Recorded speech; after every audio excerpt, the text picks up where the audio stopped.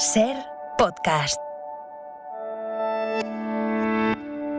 Hola, somos Toña Medina y Ángeles Oliva. Juntas hacemos Por el Principio. En este episodio, Luis García Montero recuerda cómo descubrió el misterio en las palabras de Lorca, los veranos al lado del mar y los partidos de fútbol junto a su padre.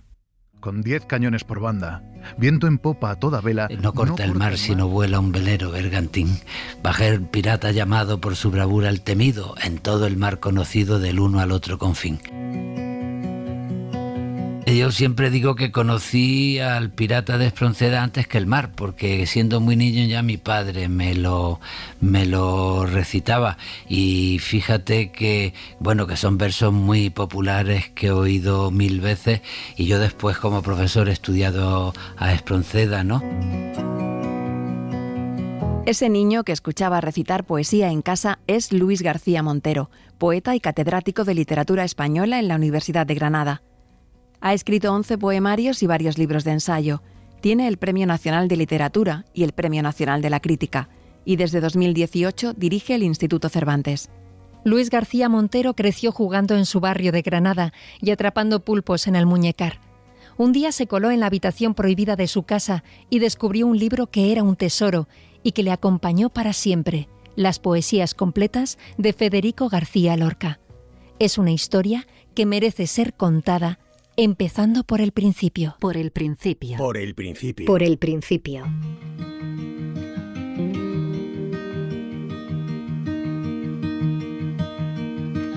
Luis García Montero nació el 4 de diciembre de 1958 en Granada. Fue el mayor de 6 hermanos. Alguna vez mi madre hablaba de mi llegada al mundo. Era muy joven, porque yo nací en el año 58 y ella tenía 22 años. Mi padre era militar y en aquella época hubo uno de los conflictos entre España y Marruecos, con los enfrentamientos en Sidi Ifni, y entonces ella estaba preocupada en el embarazo por los posibles destinos de mi padre a algún enfrentamiento bélico a la distancia. Contó que a la salida del cine un día, con mi padre empezó a tener síntomas del parto y que fue muy bien. Soy el mayor de 6 hermanos. Y lo que más he oído en mi vida es la frase de mi madre cuando le preguntaban por nosotros, decir tengo 6 y todos varones, porque ella estuvo buscando la niña durante tiempo, pero al 6º ya decidió detenerse.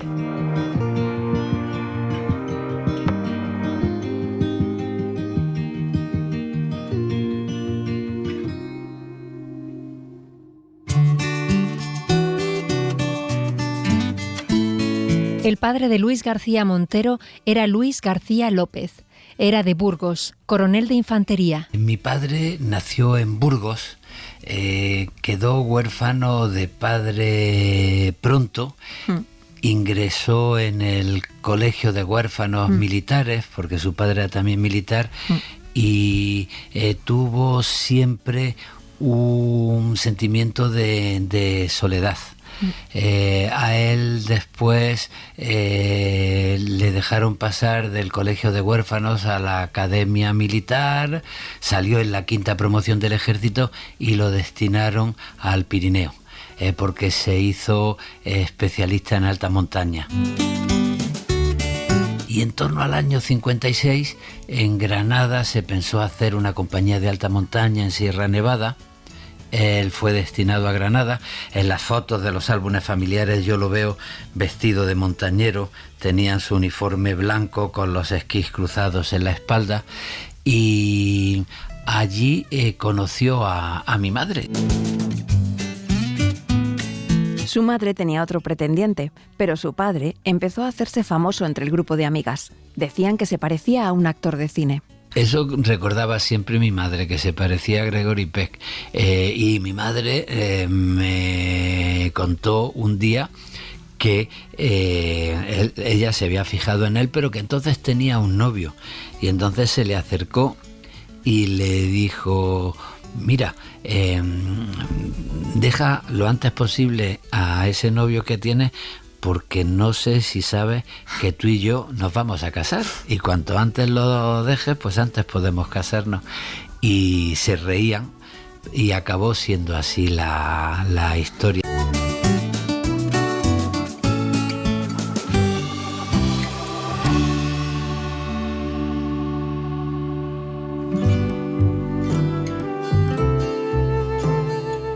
Aunque el padre de Luis García Montero era franquista, la relación con sus hijos estuvo siempre por encima de las ideas. Él tenía un carácter sentimental propio de un hombre de la época también, y de un militar con ideas totalitarias. Le gustaba defender sus órdenes, pero después tenía un lado sentimental muy fuerte a la hora de hablar de sus hijos, de su familia, de sus padres, de su infancia, del Burgos que él conoció, y sublimaba muchas cosas sentimentalmente.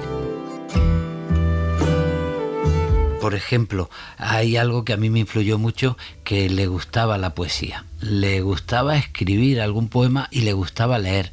En casa había un volumen de las 1000 mejores poesías de la lengua castellana, y nos reunía a sus hijos para leernos en alto pues un romance histórico del Duque de Rivas, El tren expreso de Campoamor, La canción de Espirata de Espronceda, que eran poemas con planteamiento de un nudo y desenlace. Fueron como mis primeros cuentos, y a él le gustaba con una voz teatral pues leer esos poemas, y a mí me capturaba y yo lo oía con mucha atención, y yo creo que ese fue mi primer acercamiento a la poesía. Los versos del Duque de Rivas, pues también los voy recordando, y son como una enredadera de mi infancia. Mi casa Borbón ocupe, envilezca sus paredes, gritaba mi padre, porque había un castellano leal que quiso mantenerse digno a la lealtad española y que se opuso incluso al rey, y le dio su casa, pero no le dio su lealtad. Pues todas esas cosas eran como cuentos para mí que me atrajeron a la poesía. Las 1000 mejores poesías de la lengua castellana es un libro que quería abarcar lo mejor de la poesía. Fue preparado por Juan Bautista Bergua y publicada por primera vez en 1928, y se viene reeditando desde entonces. Ha formado parte del bagaje intelectual de varias generaciones. A Luis García Montero se le metieron dentro un pirata con 10 cañones por banda, o una mujer traicionada que conseguía justicia gracias al juramento de un dios crucificado. El escritor cita este libro como una de las grandes influencias de su vida. Porque fíjate que conviene mucho ponerse muy, muy serio y citar de pronto a un autor romántico alemán o a un poeta muy clásico italiano, y hablar de Petrarca o hablar de Hölderlin, pero a mí pues me gusta acudir a las 1000 mejores poesías de la lengua castellana, que es lo que había en mi casa y en la biblioteca de mis padres, junto a las obras completas de Federico García Lorca.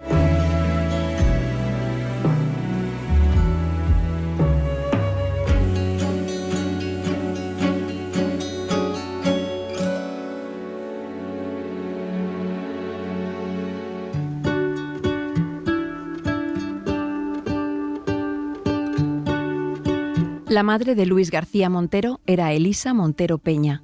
Estudiaba filosofía y letras cuando se enamoró y se casó un mes antes de cumplir 22 años. Entonces dejó la carrera y se dedicó a criar a 6 hijos varones. En aquella época, haber tenido una niña habría supuesto para ella una ayuda con el trabajo doméstico y de cuidados. Al no tenerla, se dedicó por completo a la crianza. Luis García Montero cuenta que su madre sacrificó su vida para que en la mesa familiar en la que se sentaban su marido y sus hijos no se sentara también la desgracia. Educada en una familia conservadora y en la España de la sección femenina, no estaba dispuesta a admitir las razones de su hijo cuando le decía que hubiera sido mejor pensar un poco más en ella, ser más independiente y acabar su carrera. Y a mi madre era una chica, la mayor también, de una familia de 6 hermanos, de Granada, de toda la vida. estudiante del Colegio de Corpus Christi, le gustaba mucho la literatura, le gustaba mucho estudiar francés, se matriculó en la Facultad de Filosofía y Letras y cuando se casó dejó los estudios y se dedicó pues a tener 6 hijos unos detrás de otros.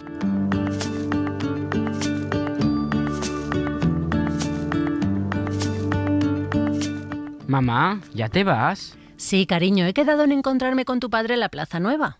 ¿Y cuándo vuelves? Vamos a dar un paseo y luego al cine, como todos los sábados. Cuando se acabe la película, venimos para casa.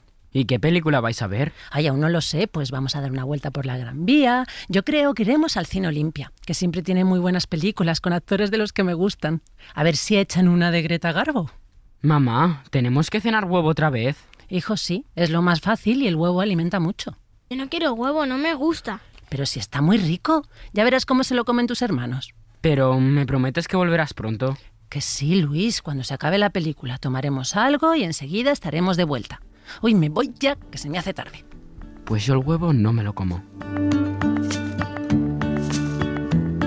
Los sábados por la tarde, la madre de Luis salía al cine con su marido. Los hijos veían su sonrisa de felicidad cuando abría la puerta de la calle en busca de unas horas para ella misma. Y la pobre tenía como libertad salir los sábados, iban al cine y claro, era el momento donde ella podía relajarse y estar con mi padre y no pendiente de tantos hijos que le dábamos la tabarra sucesivamente. Y entonces había una señora que le ayudaba en casa, nos dejaba con ella y nos preparaba antes de salir a todos para que cenáramos pues unos huevos pasados por agua, y la verdad es que me salían mal y yo la verdad es que no he vuelto a tomar un huevo pasado por agua nunca, pero yo creo que era un recuerdo de la infancia de saber que era que mi madre se iba de casa y nos dejaba solos.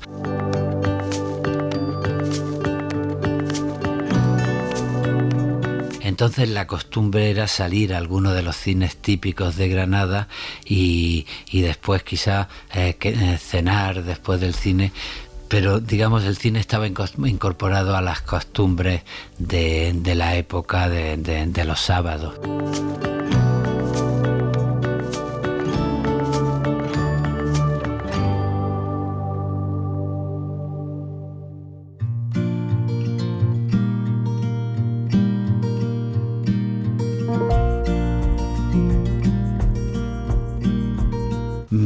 Yo nací en una calle que está en el centro de Granada, justo detrás del ayuntamiento, la calle Lepanto, en la que vivían mis abuelos y donde mis padres al casarse le alquilaron a mi bisabuelo un apartamento. Fíjate, es una infancia que se puede resumir en la calle Lepanto. Allí estaba una taberna que era carbonería, donde se vendía carbón, había un despacho de quinielas, en la otra esquina estaba la casa de socorro, el lugar donde se amparaba a los enfermos, entonces más que en un hospital, en una casa de socorro. Después estaba el despacho del Granada Club de Fútbol, donde la gente iba a hacerse su carné y a comprar sus entradas. Después estaba el despacho de los toros y justo al lado el cuartel de la Cruz Roja. O sea que era la posguerra y además desembocaba en un sitio donde empezaba la calle Jazmín, que era la calle de los prostíbulos, de las putas, muy de posguerra de Granada, la calle Jazmín, y o sea que era pura posguerra.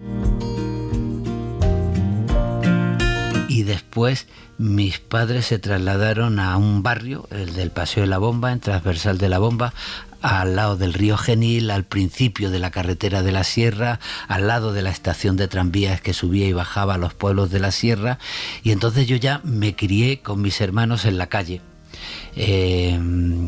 Allí nos hicimos pues niños de la calle, nos conocían a todos por nuestros nombres, y claro, éramos muy traviesos. Travieso, fíjate que entonces no había casi coches en la calle. El primer vecino que se compró un coche se llamaba Don Alfonso, y como nosotros jugábamos al fútbol en la calle, de vez en cuando se escapaba un balonazo y el balonazo le daba al coche de don Alfonso y salía al balcón diciendo: «Me vais a fastidiar la marrana». Y le llamábamos al coche la marrana. Es una infancia muy de barrio, de las afueras de Granada, junto a las alamedas del Genil, y todavía de una España subdesarrollada, de una España donde se respiraba la posguerra todavía, pero que eso nos daba mucha libertad en el subdesarrollo a los niños.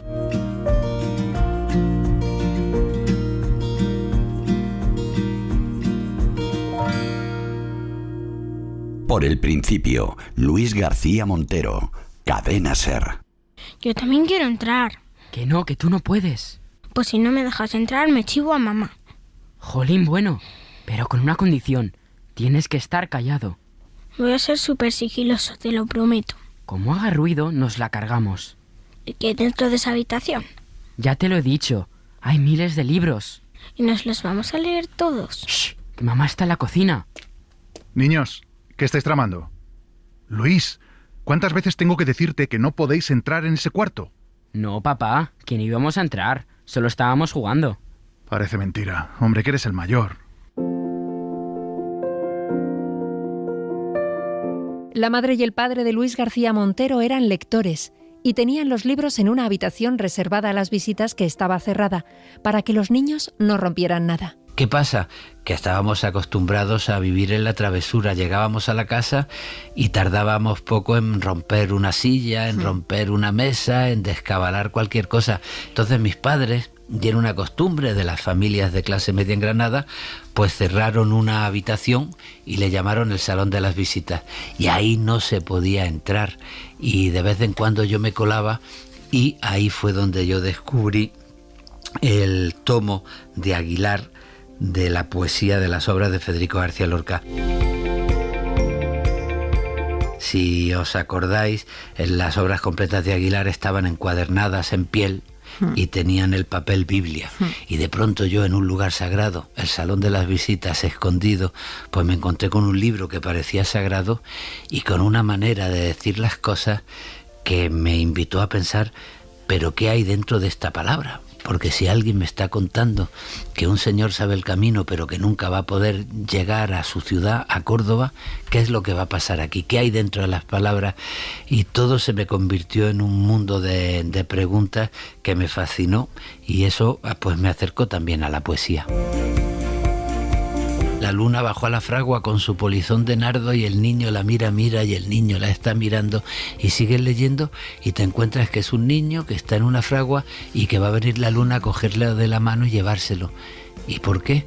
Pues porque la luna en realidad es una metáfora de la muerte, y los que llegan a la fragua pues se encuentran con el niño muerto, ¿no? Y eso está en otros poemas de romancero gitano, como El verde que te quiero verde, ¿no? Que hay alguien flotando en el agua, y hay una luna que está flotando en el agua, y es el cadáver de una chica que se ha suicidado porque el amor que espera piensa que ha muerto. Una pelea entre forajidos, contrabandistas y la Guardia Civil, ¿no? Y entonces la luna, cada vez que aparece en Federico García Lorca, pues te invita a pensar en la muerte.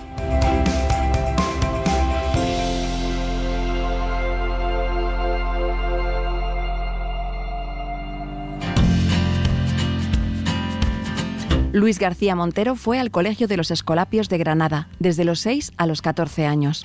Yo tengo un recuerdo muy agradable de los Escolapios. Era al principio un colegio muy religioso, claro, de la época. Recuerdo la misa diaria, recuerdo las tardes de los jueves, las películas de cines que nos ponían también, y casi como en una escena nostálgica de alguna película, cuando había un beso o algo un poco escabroso, la mano del cura que tapaba la cámara para que no viéramos la escena. Te podría contar otro profesor, no cura, pero profesor de los Escolapios, que me animó a leer, por ejemplo, a Blas de Otero. Recuerdo unos ejercicios espirituales donde un padre, el padre Iniesta, de pronto nos llevó a los niños un poema de Bertolt Brecht, donde una serie de gente partía su comida, su pan, para atender a un hambriento. El padre Mulet, pues era alguien que tenía que ver con una idea de la religiosidad progresista, de los que analizaban pues qué significaba eso de que antes entrara un camello por el ojo de una aguja que un rico en el reino de los cielos, y que hablaba del amor al prójimo y de la soledad y de la solidaridad.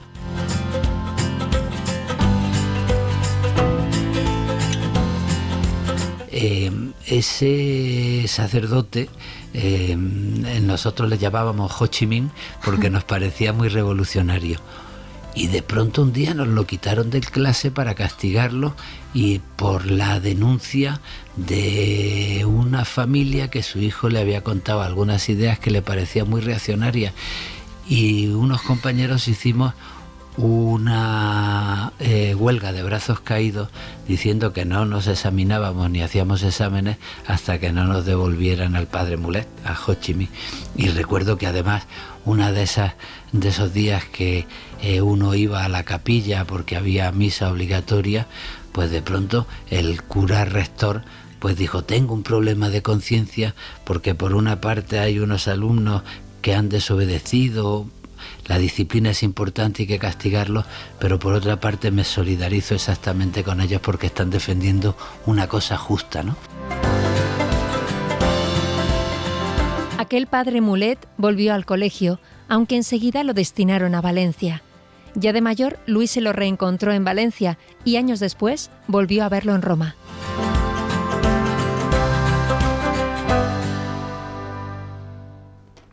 Mamá, ya he terminado los deberes. ¡Qué bien! ¿Has repasado bien todos los ríos? Sí. ¿Y los afluentes? Sí, 2 veces. Me los he aprendido todos de memoria. Muy bien, pues podrías ayudar a tus hermanos con las tareas. Si quiero ir a comprar una cosa. ¿A comprar? El domingo ya compraste cromos, hijo. Tienes que tener toda la colección. No, no son cromos, mamá. Quiero ir a comprarme un disco. Anda, un disco. ¿Y de qué cantante? Se llama Juan Manuel Serrat. Pues no le conozco. Es de Barcelona y hace discos con poemas. Este nos lo pusieron el otro día en el colegio. Son poemas de Antonio Machado. A Machado sí le conozco. Qué buena idea eso de cantar los poemas, así se hace más fácil entenderlos. Me ha gustado mucho y me lo quiero comprar con el dinero que me dio el abuelo por mi cumpleaños. Es una buena cosa esa de gastárselo en esto. ¿Sí? ¿Y sabes dónde lo tienen? Yo creo que en la tienda de música de la plaza lo tienen que tener seguro. Bueno, hijo, pues vete a comprarlo. Cuando vuelvas lo escuchamos juntos, que seguro que es muy bonito. Sí, mamá, te va a encantar. Y después volvemos a repasar los ríos y los afluentes. Todo pasa y todo queda, pero lo nuestro es pasar, pasar haciendo caminos, caminos sobre la mar. Nunca. Yo siempre cito, ya que estamos hablando de la infancia, a Antonio Machado, porque un profesor de mi colegio, debía yo tener 10 años, porque el disco que te voy a citar salió en 1968, que son los poemas de Antonio Machado musicados por Juan Manuel Serrat.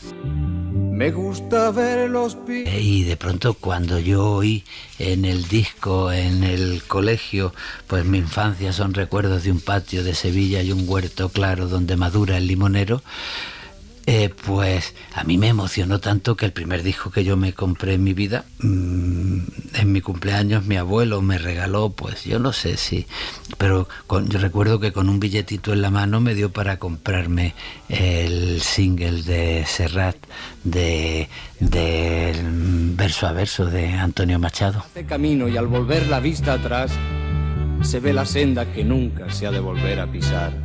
Y lo conservo. Tengo en casa el disco entero, pero también en Silver, y ahí lo tengo de recuerdo de ese momento donde el azar me fue acercando mi infancia todavía al mundo de los poetas. Verso a verso, golpe a golpe, verso a verso.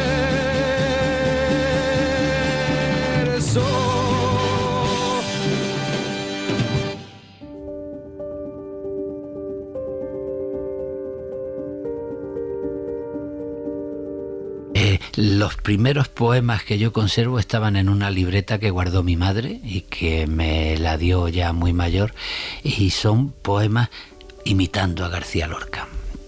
Son poemas donde una luna baja la fragua, donde un jinete no llega a Córdoba, donde verde que te quiero verde. El irlandés Ian Gibson, profesor de francés y español, llegó a Granada en los años 60 para estudiar la obra de juventud de Federico García Lorca y quedó atrapado para siempre en la investigación de la vida y la muerte del poeta. Casi 60 años después, Gibson ha escrito biografías esenciales de grandes de la cultura española del siglo XX, como Lorca, Dalí, Buñuel o Machado.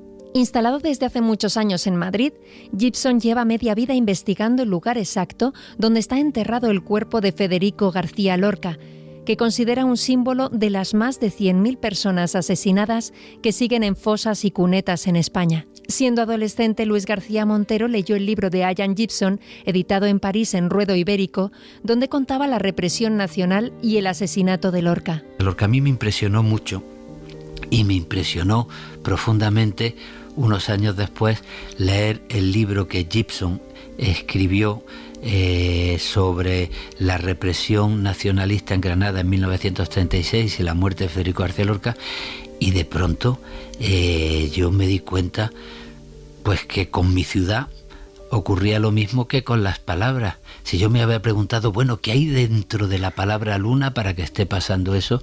Pues de pronto me encontré que al caminar por Granada iba caminando sobre silencios o cosas de una historia que yo no había llegado a conocer.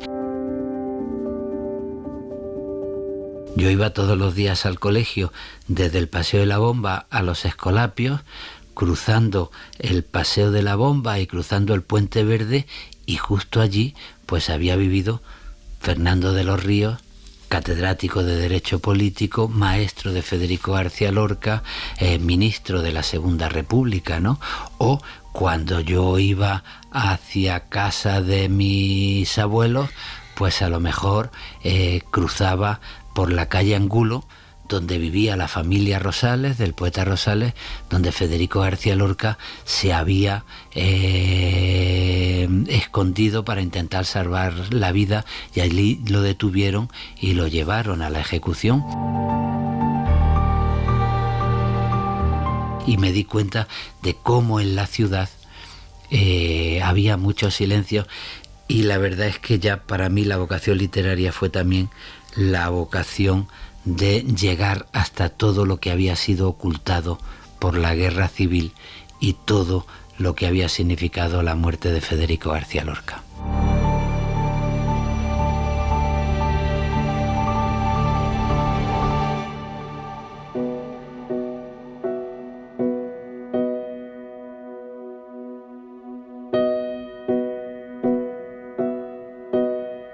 De pronto a mí me marcó mucho que mis abuelos, que vivían en la cuesta de Gómez, una cuesta que sube de Plaza Nueva hacia la Alhambra y hacia el cementerio, pues tuvieron que cambiarse de casa, porque aunque eran muy conservadores y apoyaron a Franco, no resistieron el ver durante muchas noches los camiones llenos de gente que iban a ser ejecutados en las tapias del cementerio.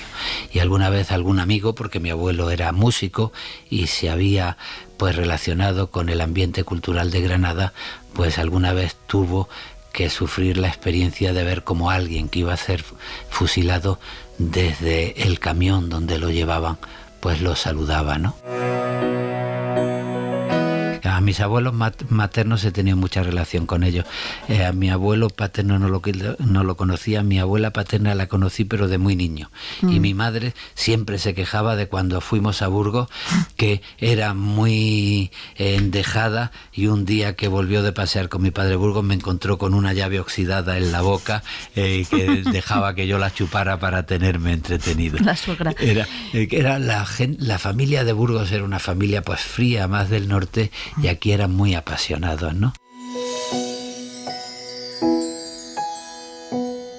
Y con esa misma pasión, por ejemplo, queriendo yo mucho a mis abuelos, pues tú imagínate leyendo el libro de Gibson, cuando de pronto pues me entero de que lo acusaron de ser un espía de la Unión Soviética, de que tenía García Lorca una radio escondida en su casa.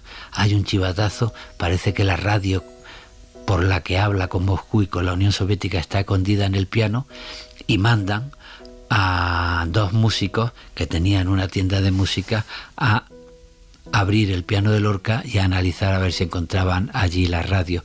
Y esos músicos eran mi bisabuelo y mi abuelo. Y ahí está, en el libro de Gibson. Es otro de los recuerdos que tengo de Granada. ¿Y tú te enteraste al leerlo? Sí, yo me enteré al leerlo, claro.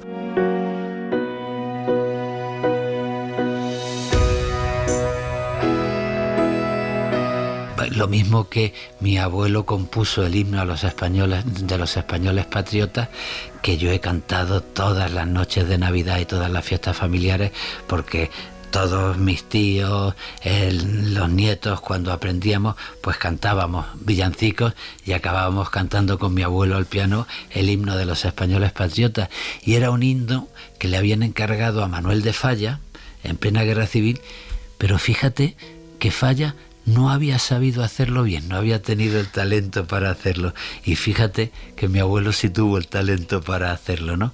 Esas cosas las vas contando, y cuando vas creciendo es importante ir conociendo la realidad, pero sin perder los afectos que te unen a una familia. Mi abuelo se llamaba Adolfo Montero y mi bisabuelo se llamaba José Montero.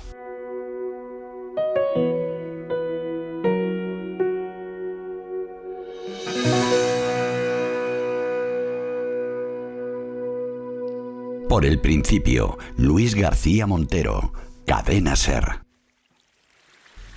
Hasta aquí te has venido con tus lecturas, hijo. Sí, papá. Me gusta leer con el sonido de las olas. Es muy tranquilo y así no me distraigo. Uh-huh. ¿Y qué estás leyendo? A Rafael Alberti. ¿Y ese quién es? No he leído nada suyo. Un poeta. Fue amigo de Federico García Lorca y de Jorge Guillén. Escribe poemas sobre el mar. Eso seguro que te gustan. Aunque no vive en España. Vive en Roma. Ojalá pudiera conocer algún día. ¿Quién sabe? A lo mejor un día de mayor viajas a Italia. Mira quién viene por ahí. Seguro que te están buscando. Sí, vamos a buscar pulpos. El otro día estuvo a punto de pescar uno. Pues ten cuidado, que esos agarran fuerte al brazo y no te sueltan. Me voy, papá. ¿Me guardas el libro de Alberti?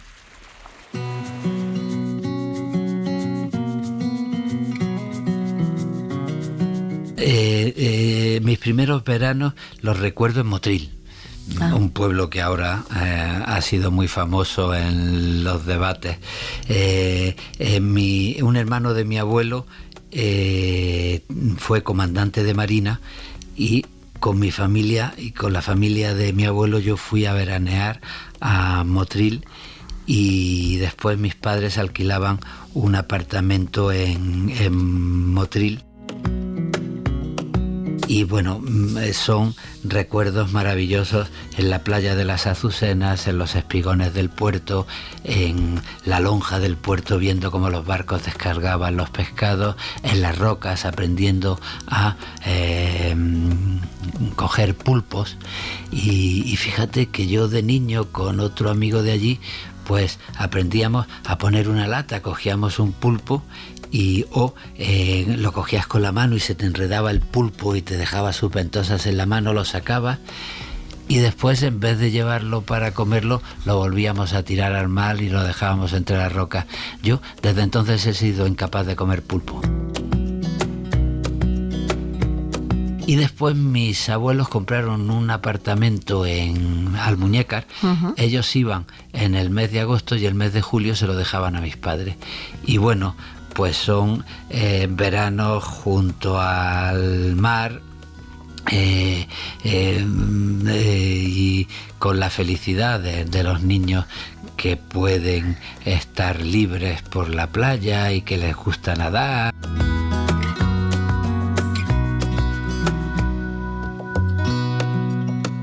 Allí leí y me fascinó el Alberti surrealista, el Alberti de Sermones y Moradas y de Sobre los Ángeles. Y me acuerdo yendo por las rocas, entonces no estaba hecha la carretera entre Velilla y Almuñécar, pero sí había muchas rocas ya para intentar moldear la playa, y me acuerdo irme allí y buscar un hueco y emocionarme leyendo la poesía surrealista de Rafael Alberti.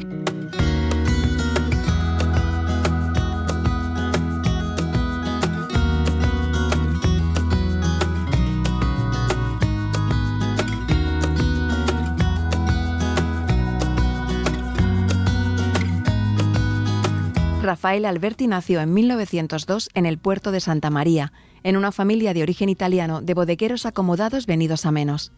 Con 15 años se trasladó a Madrid con su familia, siguió su vocación de pintor y expuso en el Salón de Otoño y en el Ateneo de Madrid. Con 18, ante el cuerpo recién muerto de su padre, Alberti escribió sus primeros versos. Después pasó un tiempo de retiro lejos del mar por una afección pulmonar, durante el que escribió Marinero en tierra, por el que años después obtuvo el Premio Nacional de Poesía. Volvió a Madrid y frecuentó la residencia de estudiantes, donde conoció a Lorca, Salinas, Jorge Guillén o Gerardo Diego. Desde la dictadura de Primo de Rivera, Alberti fue miembro activo del Partido Comunista y durante la Guerra Civil fue miembro de la Alianza de Intelectuales Antifascistas. Después de la guerra, él y su pareja, la escritora María Teresa León, se exiliaron a París hasta que las autoridades francesas le retiraron el permiso de trabajo por ser considerados comunistas peligrosos. Vivieron en Argentina, Uruguay e Italia. Alberti volvió a España tras la instauración de la democracia. Fue diputado en el Congreso en 1977 con el PC y, entre muchos otros reconocimientos, recibió el Premio Cervantes en 1983. Unos años después tuve la suerte de que llegara la democracia, y en 1977 Rafael pudo venir a presentarse a las elecciones democráticas en el 77, y fue entonces cuando yo ya, estudiante de Filosofía y Letras, lo conocí y pude establecer una relación de amistad con él. Para mí un lujo.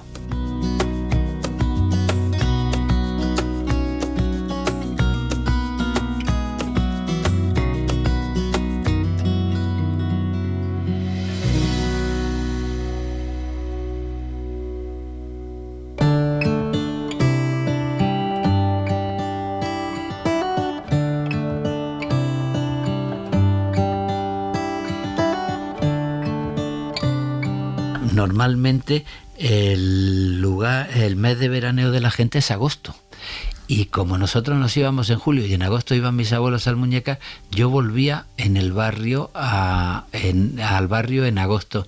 Y el barrio estaba bastante despoblado y había muchas cosas despobladas. Había también alguna cosa nueva, porque de pronto llegaba alguien que ponía una caseta para vender melones y sandías, que entonces eran callejeros, ¿no? Bueno, a casa llegaba el lechero, o llegaba gente que vendía carne o gente que vendía verduras, porque había vendedores a domicilios que venían de los pueblos, que bajaban en el tranvía que estaba en la estación cerca de casa. Y yo pues recuerdo algunos meses de agosto como los meses de soledad, donde uno aprende a pensar en sí mismo, a caminar solo, a no tener amigos con los que jugar.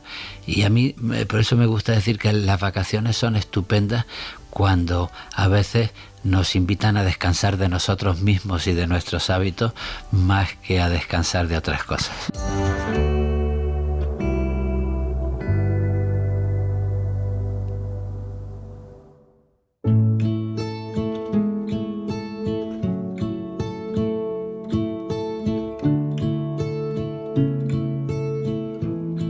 recuerdos de la radio, recuerdos de la retransmisión de algún mundial de fútbol a través de una radio lejana, porque en casa no teníamos televisión, o recuerdos de cuando había que llamar, pues llamar a Telefónica y pedir una llamada en una telefonista para hablar con Granada. Pues mis padres tenían que llamar a Telefónica y había que poner una conferencia porque no había llamadas directas de entonces de Motril a Granada a principios de los años 60.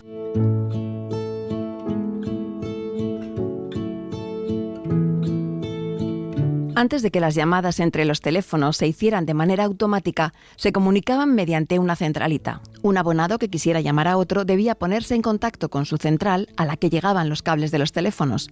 Allí, una operadora le preguntaría con qué número quería hablar y pondría en contacto a los dos interesados de manera manual. Durante las primeras décadas del siglo XX, el trabajo como telefonista supuso un importante ascenso social para cientos de mujeres en España. Les permitió incorporarse al mercado laboral con un empleo que tenía más prestigio que otros desempeñados por mujeres en talleres, fábricas, el servicio doméstico o el campo. Las condiciones laborales eran mejores y el sueldo más elevado. El trabajo de telefonista era exigente, con jornadas de 7 horas a un ritmo frenético y constantemente vigiladas. Tenían 2 emergencias para ir al servicio y un descanso de media hora para tomar un bocadillo. A pesar de eso, este trabajo supuso una oportunidad de independencia de la familia para muchas mujeres. Para ingresar como telefonistas, tenían que superar varias pruebas: un dictado, operaciones matemáticas, leer un texto por teléfono y una prueba de longitud de brazos para asegurar que la mujer podía acceder a 2 interruptores. A partir de los años 40, cuando la telefonista contraía matrimonio, al igual que en otras profesiones, debía abandonar su puesto de trabajo para dedicarse en exclusiva a las labores del hogar. La última centralita manual que estuvo en funcionamiento en España fue la de Polopos, un pueblo de la Alpujarra granadina. Fue en 1988. Son recuerdos de una España en la que, por ejemplo, si por casualidad aparecía una rubia sueca, pues ocurría lo mismo que contó Carlos Barral en su poema Geografía o Historia, ¿no? Que cuando en medio de la España del subdesarrollo en los años 60, de los trajes negros, de la pobreza, aparece un matrimonio de suecos, él acaba diciendo: qué oscura gente y qué encogidos vamos.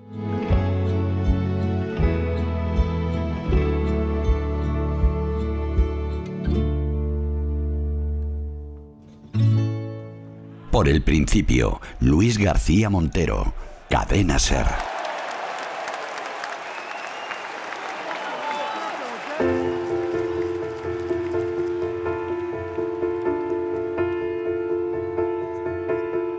Como niño de provincias tengo doble militancia. Yo era del equipo de mi ciudad, el Granada Club de Fútbol, y iba con mi padre al Estadio de los Cármenes a ver los partidos. Y después, entre los grandes que disputaban la liga, pues yo era del Real Madrid. Y iba con mi padre y sí, eran partidos de los domingos después de comer. No era un espectáculo televisivo como ahora. Todos se disputaban a la misma hora porque no estaban sometidos a los horarios de la televisión. Y recuerdo que además los comercios de Granada hacían publicidad en el periódico del domingo o del sábado, pues te ponían los marcadores y de pronto decía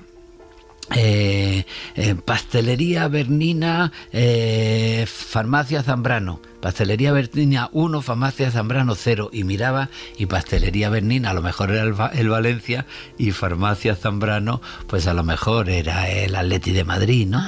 Había unos marcadores así publicitarios donde uno iba siguiendo la liga con su periódico, sabiendo que representaba cada comercio que se anunciaba en el 1-0, 2-0, 3-0. Y uno de los recuerdos de infancia que más tengo es un partido Real Madrid-Granada. El Madrid había, yo creo que el año 66 había ganado la Copa de Europa. Era, yo creo que la 6ª Copa que ganábamos. Y recuerdo que el portero se llamaba Betancourt y yo le sentía mucha admiración. Pero claro, en Los Cármenes jugando a el Granada, pues yo iba con el Granada. Y lo que sí recuerdo es que en un momento determinado el delantero centro del Granada se quedó solo ante el portero del Madrid, y entonces toda la gente se levantó y yo, que era un niño, pues dejé de ver lo que pasaba, y entonces estuve esperando en silencio a ver la reacción de la gente, y lo que me devolvió a la vida fue que de pronto oí ¡gol! Un gol que yo no vi, pero que aprendí a escuchar cantado por la gente.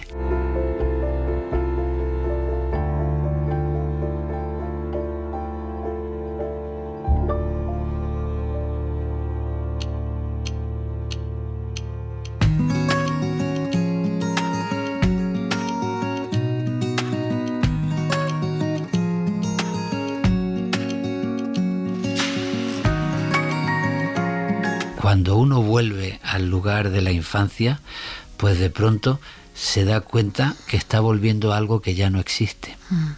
Que ya no existe. La vida se convierte en una alegoría. Eso lo explicaba Baudelaire en sus poemas. Una alegoría, porque uno vuelve a un sitio donde pues ya no está la farmacia que había en una esquina, o el taller de motos que había en una esquina, o la estación de tren que había, de tranvía que había en una esquina. Ya no hay ni siquiera tranvías. Y todo el almacén de harina ya no está, y uno vuelve a su barrio y vive como en una alegoría las cosas que había y que están ocultas. Y fíjate, yo, por ejemplo, cuando cruzo por los jardines del Genil a casa de mis padres, yo siempre miro hacia la derecha, porque entonces los coches venían por la derecha, era un bulevar, y yo pienso, alguna vez un coche ha tenido que dar un frenazo, porque hace ya años que eso dejó de ser única dirección y tiene dos direcciones, y a mí no todavía pues la prudencia no me hace mirar a derecha y a izquierda, porque sigue viviendo conmigo la infancia.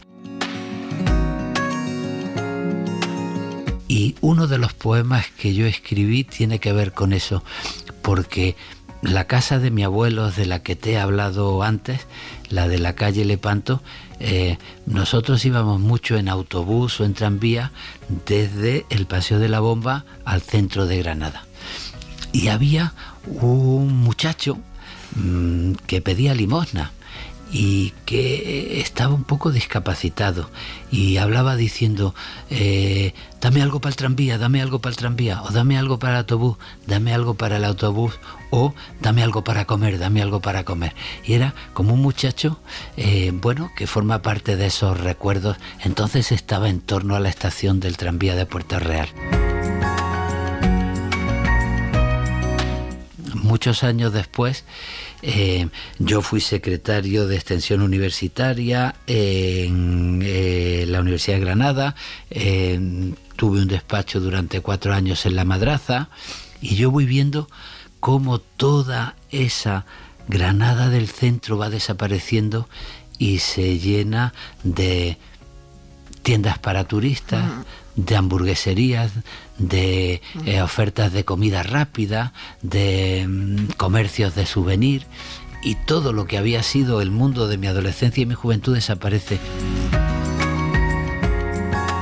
Y un día iba camino de La Madraza porque tenía que dar una conferencia, hacía años que yo ya no trabajaba allí, yo vivía ya en Madrid, y de pronto en la puerta de la catedral, que eso sí seguía como estaba en mis recuerdos, me aparece el mendigo y se acerca y me dice dame algo para comer. A mí me emocionó tanto que el billete más grande que yo llevaba en la cartera se lo di, y él se quedó impresionado. Claro.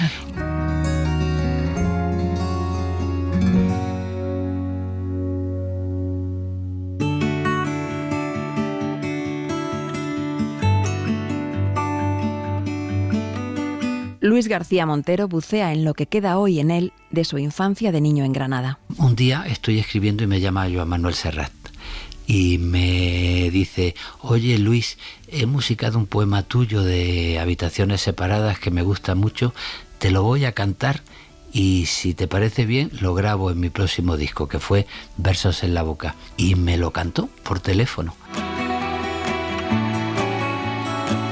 Y yo me emocioné, pero fíjate que no sentí vanidad, y que te cante Serrat en España, en Latinoamérica es muy importante. Uno se acuerda de Machado, de Miguel Hernández, de Rafael Alberti, en fin. Yo no sentí vanidad, lo que recordé es al niño que con un billete en la mano, 10 años, se fue a comprar su primer disco de Serrat. Me emociono cuando lo cuento. ¿Por qué? Porque uno, cuando vive, lo que intenta es no traicionar al niño que fue, no traicionar al joven que fue. La vida cambia. A mí me da mucho miedo los que dicen, pienso lo mismo desde hace 30 años. No, pero no tienes que pensar lo mismo, pero la honestidad con la que pensabas a los 30 años, la honestidad con la que vivías a los 10 años, está bien que te acompañe para tomar decisiones propias de los 60 años.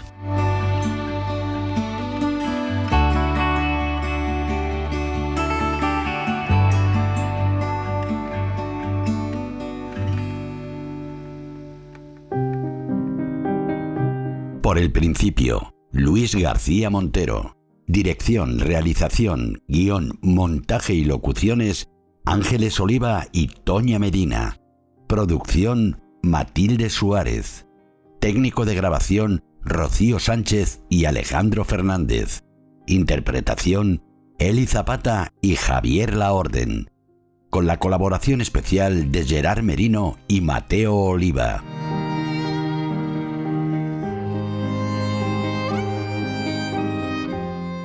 Suscríbete a Por el Principio. Todos los episodios y contenidos adicionales en la app de Cadena SER y en nuestros canales de Apple Podcast, Spotify, iVoox, Google Podcast y YouTube. Cadena SER. La radio.